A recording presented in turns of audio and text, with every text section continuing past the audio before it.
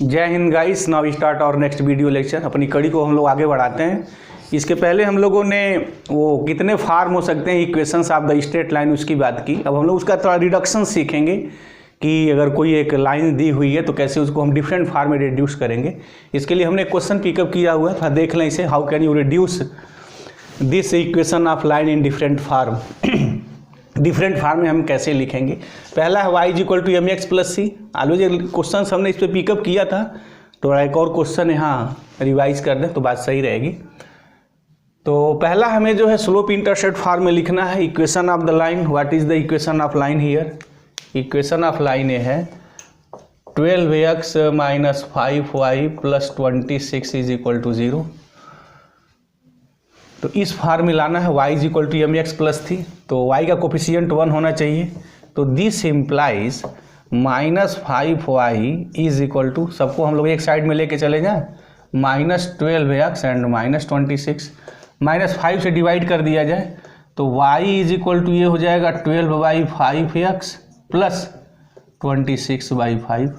Comparing इस equation 1 से, जो 1 वाला फार्म इससे कंपेयर किया जाए, तो अगर कंपेयर करते हैं मतलब ये इससे कंपेयर कर लिया जाए y is equal to M X plus C, तो m इज इक्वल टू 12/5 हो जाएगा एंड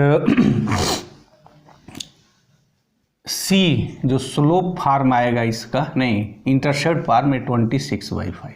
दिस ये हो गया हमारा कि यानी ये वो लाइन है जिसका स्लोप 12/5 है और 26/5 इसका इंटरसेप्ट पार्ट है। तो ये देखने से क्लियर है कि सी पॉजिटिव है, तो y के जो पॉजिटिव डायरेक्शन होगा ओरिजिन से, मतलब राइट एवप डिस्टेंस पे 26/5 पॉजिटिव एक्सिस। यस, अब इस पे निकालना है। तो अब क्या करना होगा, मुझे 26 को इधर लेके चले जाएं और माइनस 26 से डिवाइड कर दें। कहने की मीनिंग ये है कि 12x minus 5 plus 26 is equal to 0 को मैं ऐसे भी लिख सकता हूँ 12x minus 5y is equal to minus 26। अब सेकेंड वाले फार्म में 1 हमें चाहिए, तो 1 अगर हमें चाहिए तो फिर क्या करना पड़ेगा भाई, माइनस 26 से डिवाइडिंग करना पड़ेगा ना। तो dividing on both sides by what, minus 26।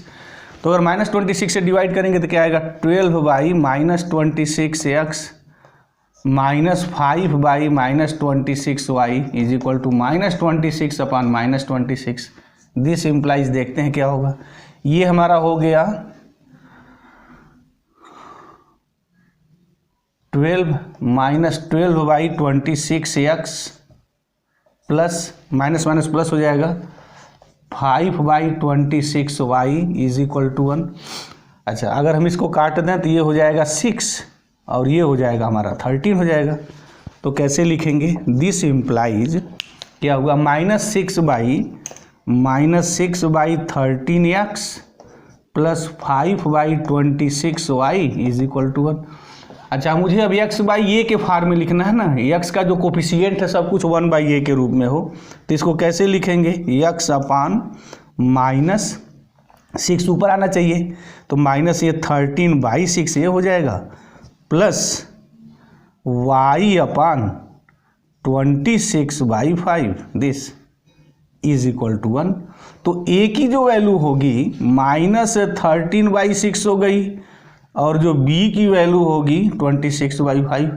और ये मेरा बड़ा प्यारा चीज़ है, जब भी मैं ट्रेसिंग करता हूँ, जब भी लाइन की बात आती है तो हम अक्सर इस फार्म को फॉलो करते हैं, क्योंकि जब इस फार्म को हम फॉलो करते हैं ना तो बहुत सारे टेक्निकल क्वेश्चंस की जो समझ है ना बड़ा इजी वे में बनने लगती है। जब उस असर क्वेश्चंस को मैं पिकअप करूँगा तो ऑलरेडी वहाँ दिखाऊंगा। अब जैसे मुझे यहाँ ट्रेसिंग करनी है तो इससे ट्रेसिंग करना थोड़ा टफ है, क्योंकि ये tan theta is equal to 12/5 है और उस केस में थीटा की एग्जैक्ट वैल्यू निकालना इतना आसान नहीं है। tan theta is equal to 12/5 है, तो how can you find the value of exact value of the theta. तो फिर तो कैलकुलेटर की दुनिया में देखना पड़ेगा ना कैसे वैल्यू निकल रही है क्या नहीं निकल रही है। बट जो हमारी स्टैंडर्ड जो फार्म है, जो स्टैंडर्ड हम उसे निकाल नहीं पाएंगे। तो there is a problem to exact marking the angle. ठीक एंगल क्या है वो पता करना इससे थोड़ा मुश्किल है, हम लोग जल्दी निकाल नहीं सकते हैं। कहने का मतलब ये है क्योंकि ये स्टैंडर्ड फार्म में नहीं है, 30 हो 45 60 90 डिग्री का नहीं है।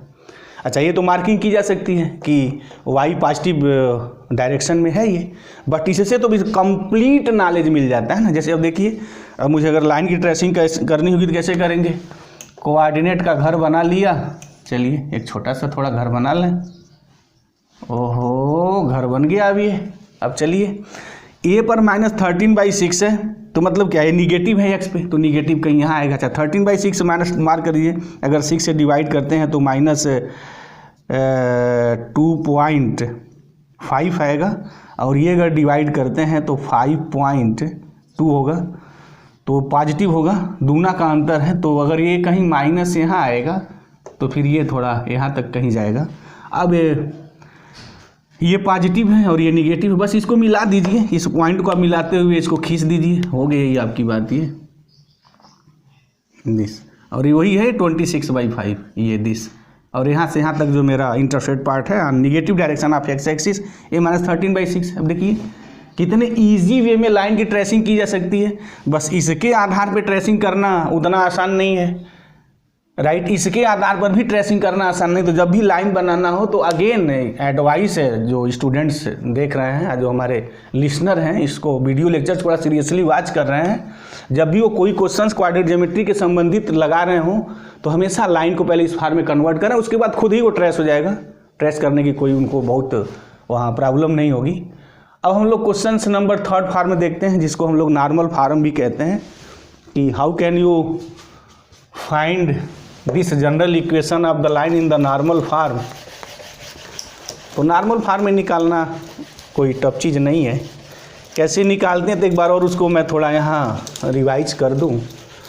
नॉर्मल फॉर्म में एक चीज़ें है ना कि जब भी डिस्टेंस पूछी जाए किसी भी क्वेश्चंस में, अगर वो लाइन से रिलेटेड है, अगर ये पूछा जाए कि ओरिजिन से कितनी डिस्टेंस पे वो लाइन है, तो जब भी डिस्टेंस का कंसेप्ट होता है ना तो परपेंडिकुलर डिस्टेंस का कंसेप्ट होता है। मतलब ओरिजिन से उस लाइन पे परपेंडिकुलर डिस्टेंस हम लोग निकालते हैं। तो जब भी कभी ओरिजिन लेंथ की बात की जाए कि ओरिजिन से कितने डिस्टेंस पे वो स्ट्रेट लाइन है, तो ऑलवेज कीप इन माइंड कि उस स्ट्रेट लाइन का हमेशा जो फॉर्म है ना आप नॉर्मल फॉर्म में लिखिए, तो ऑटोमेटिक वो चीज़ें मिल जाएंगी। जैसे चलते हैं कि देख लेते हैं, इस इक्वेशंस को हमें नॉर्मल फॉर्म में कन्वर्ट करना है। तो इक्वेशन एक बार ऑलरेडी लिखा ही है। नॉर्मल फॉर्म में कन्वर्ट करने के लिए रूल हमने बताया था कि √a² + b² मतलब √a² मतलब 12b² प्लस -5², ये हो गया √144 + 25, ये 169, और 169 का स्क्वायर रूट जो होता है वो 13 होता है दिस। अब हम लोग क्या करेंगे, 13 से डिवाइड कर दें, यहाँ dividing on both side by 13, तो फिर ये हो जाएगा 12/13x - 12/13y + 26/13 = 0। अच्छा, फॉर्म ये है =p है,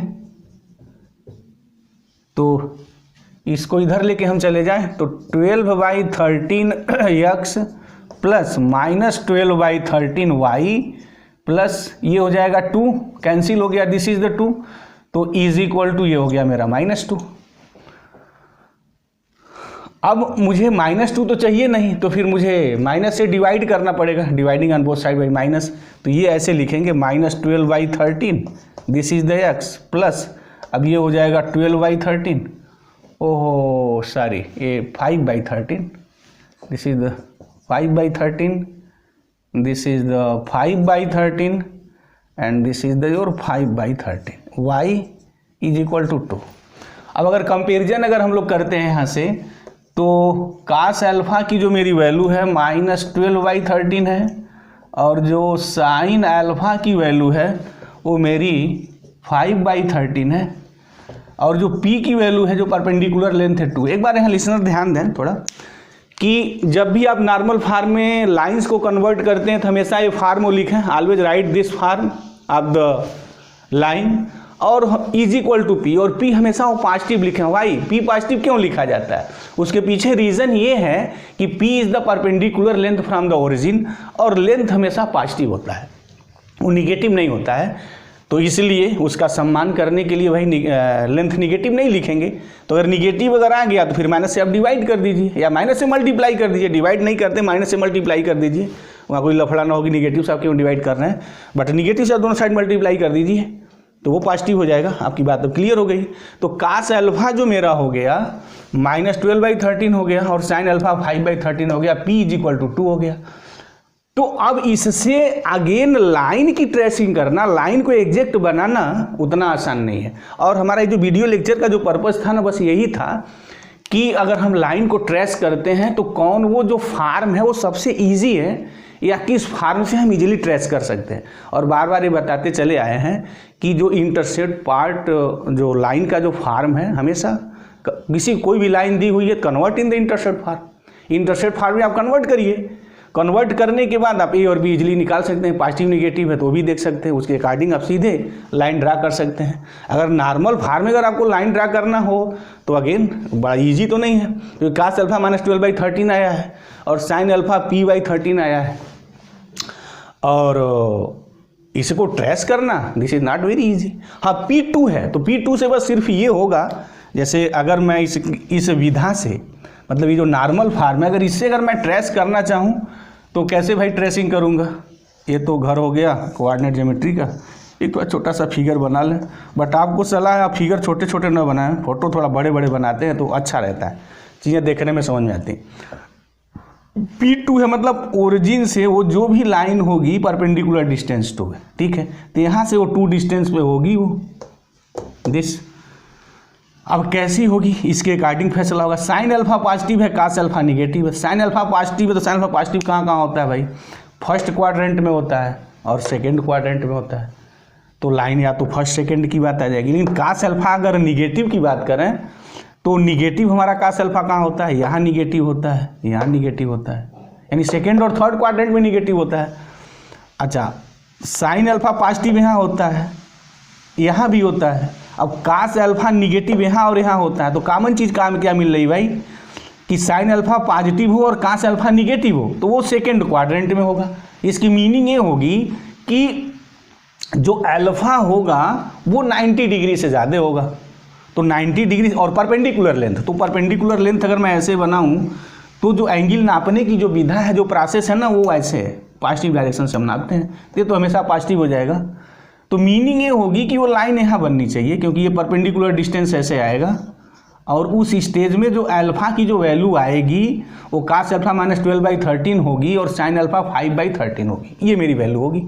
तो अगर मैं एंगल की यहाँ बात कर लूँ तो साइन अल्फा 5/13 है तो 5 हो जाएगा ये और 13 हो गया। और हमने नामकरण संस्कार की बात की थी कि मैं ABC लिखूँगा जब भी इस टाइप की बात होगी, ये मेरा 12 हो गया, but this is the negative, चलिए कोई बात नहीं।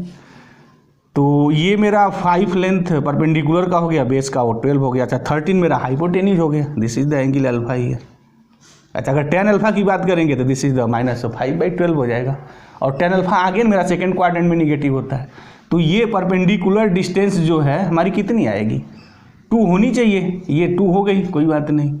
अब लाइन जो होगी ये जो मैं ड्रा करूँगा कोई ऐसी लाइन होनी चाहिए दिस। अच्छा, अब ट्रेस करके देख लीजिए, जो हमने एक्स एक्सिस जो इंटरसेप्ट जो फार्म निकाला था, दिस इज द पॉजिटिव था और दिस इज द निगेटिव, ये लाइन थी। तो कितना इजी है, उस मेथड से निकालना कितना इजी है, बट यहाँ इससे निकालना, ऐसे ट्रेस करना वो इजी नहीं है, दिस इज नॉट इजी। अब इसमें एक क्वेश्चन थोड़ा और हम अपनी बात कर लें कि जैसे कभी कभी ये क्वेश्चन भी पूछा जाता है कि कौन लाइन जो है ना फर्दर अवे है, दूर है ओरिजिन से, तो उसके लिए क्या है, बस वो नॉर्मल फार्म की बात करते हैं। अच्छा, आप पहले ट्रेस कर लीजिए इंटरसेप्ट फार्म में, फिर आप जियोमेट्रिकली देख सकते हैं, प्रैक्टिकली देख सकते हैं कि कौन लाइन ओरिजिन से कितनी दूरी पे है। क्योंकि पास होना दूर होना हम कैसे पता करेंगे, P से पता करेंगे। ओरिजिन से परपेंडिकुलर डिस्टेंस आप निकाल लीजिए, अगर डिस्टेंस ज़्यादा है तो लाइन दूर है, अगर वो डिस्टेंस कम है तो लाइन पास है। तो यही तो हम काम करते हैं, तो आपको भी यही करना होगा। जैसे कोई क्वेश्चन हम थोड़ा पिकअप कर लें, जैसे हमने क्वेश्चन ले लिया x + y = और यहाँ -2 = 0 और 2x + y - 3 = 0।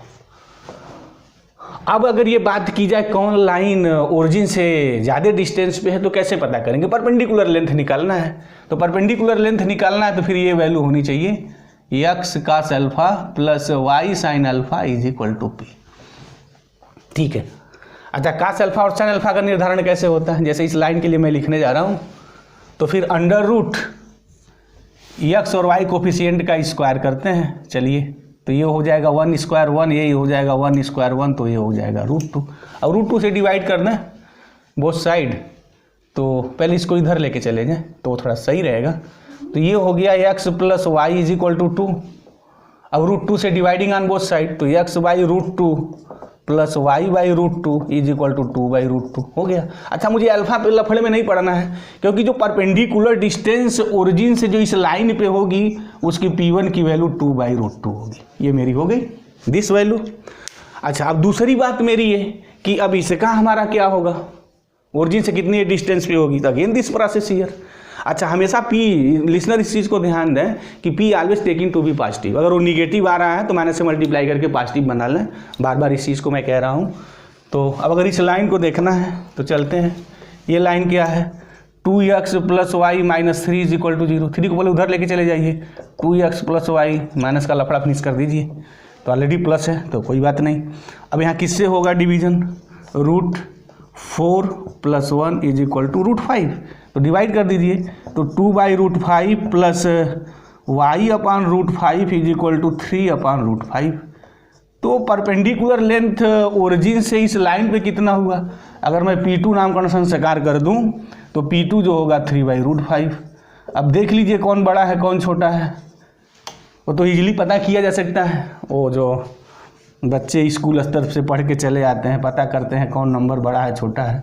अगर किसी बिगनर स्टूडेंट को भूल गया है तो चलिए बता देते हैं, वो LCM मेथड अप्लाई कर दीजिए, वो आपको वहाँ से जवाब मिल जाएगा। इसका LCM क्या लिखेंगे, तो ये √2 पता है कि ये ऐसे लिख देते हैं। अब इसका मल्टीप्लाई करेंगे तो 2√5 हो जाएगा, दिस इज द 2√5, और √5 ये हो जाएगा 3√2। √5 की मीनिंग मेरी क्या होगी, ये तो मेरा 1.4 ऐसे समथिंग आएगा, तो 3 से मल्टीप्लाई करेंगे तो 7.2, और ये हमारा जो भी कुछ वैल्यू होगी ये 2 पॉइंट, मतलब जो भी होगी 3 से कम होगी। तो हमेशा डेफिनेटली ये जो वैल्यू मेरी होगी बिल्कुल क्लियर है, यहाँ से देखा जा सकता है कि ये वैल्यू मेरी बड़ी होगी। या और बड़ा होने का एक और मेथड है, आप उसको और भी निकाल सकते हैं, जैसे हम √2 से मल्टीप्लाई करना ऊपर नीचे, तो ये 2/√2 √2 इंटू √2, तो फिर ये कैंसिल हो गया, ये √2 हो गया। अब यहाँ √5 से अगर मल्टीप्लाई करेंगे तो 3√5/5 हो जाएगा, इसका मल्टीप्लाई करेंगे तो मेरा 0.6 हो जाएगा। अच्छा, अब ये जब √5 निकालेंगे तो 2 पॉइंट समथिंग होगा, लेकिन जब 0.6 से मल्टीप्लाई करेंगे तो 1.2, और ये √2, तो definitely that quantity is greater than, तो पता किया जा सकता है। अच्छा, एक और प्रोसेस, अगर ये प्रोसेस से अगर कोई प्रॉब्लम होती है तो सीधे आप ट्रेस कर लीजिए, वो जो x और जो हमारे जो इंटरसेप्ट जो पार्ट बताए हैं उसको बड़े इजीली वे में कर देंगे। चलिए, उसको भी एक लाइन की चीज़ है तो कर ही दें, छोड़ने से कोई फ़ायदा है नहीं। बड़ा छोटा निकालना क्या, √5 √3 की वैल्यू निकाल लीजिए और मल्टीप्लाई करके देख लीजिए कौन बड़ा छोटा हो रहा है। लेकिन अगर किसी को लग रहा है कि सर कंपटीशंस के दौरान थोड़ा ये है, तो वो चीज़ आपको याद धरा दें, जब भी कंपटीशन के क्वेश्चन सॉल्व करें तो √2 √3 √5 लाख 2 लाख 3 लाख 5 की वैल्यू आपको पता होनी चाहिए, डेसिमल्स के एटलीस्ट 3 और 4 प्लेसेस पे। Keep in mind in the concept here, क्योंकि अक्सर ये चीज़ें आती हैं। तो चलते हैं देख लेते हैं यहाँ कैसे होगा भाई। 2 से डिवाइड कर दें अगर, तो x/2 + y/2 = 1, ये हो गया। यहाँ 3 से डिवाइड कर दें तो ये हो जाएगा 2x/3 + y/3 = 1। अब चलिए बना लीजिए, क्या है ये 2 है, ये दोनों पॉजिटिव हैं, तो यहाँ 2 हो गया, यहाँ 2 हो गया, दिस लाइन। अगर इसको मैं लाइन फर्स्ट की बात करूँ तो ये मेरी लाइन फर्स्ट हो गई। सेकेंड में आ जाइए तो इसको मैं ऐसे भी लिख सकता हूँ, x/3/2 + y/3 = 1। अच्छा, ये 1.5 होगा तो डेफिनेटली 1.5 2 से कम होगा, तो x एक्सिस पे 1.5 कहीं यहाँ आएगा दिस, और y3 है तो कहीं यहाँ होगा दिस, ये लाइन ऐसे हो जाएगी दिस। अच्छा, अगर मैं परपेंडिकुलर अगर डिस्टेंस निकालूँ इस पे, तो यही तो था, ओरिजिन से परपेंडिकुलर डिस्टेंस इस पे परपेंडिकुलर ड्रा करिए, ओरिजिन से परपेंडिकुलर डिस्टेंस इस पे ड्रा करिए, फिर देखिए कौन परपेंडिकुलर डिस्टेंस हो, जो ऑलरेडी हमने P1 P2 की वैल्यू निकाली थी। तो इससे बड़ा एग्जैक्ट पता करना सही नहीं है, बट वो जो नॉर्मल फार्म है उससे हम निकाल सकते हैं कि ओरिजिन से कौन लाइन कितने डिस्टेंस पे है। तो मुझे उम्मीद है कि ये जो टॉपिक्स चल रही थी, how can you find the different form of the straight line, अगर कोई स्ट्रेट लाइन दी हुई है तो उसका डिफरेंट फार्म हम कैसे निकालेंगे, और ओरिजिन से हम लोग डिस्टेंस कैसे निकालेंगे, और कैसे पता करेंगे कौन लाइन ओरिजिन से कम दूरी पे है, ज़्यादा दूरी पे है, ये भी कोई कोई चीज़ें आती हैं। तो I think this is the clear here, there is no doubt. तो thank you very much guys, जय हिंद।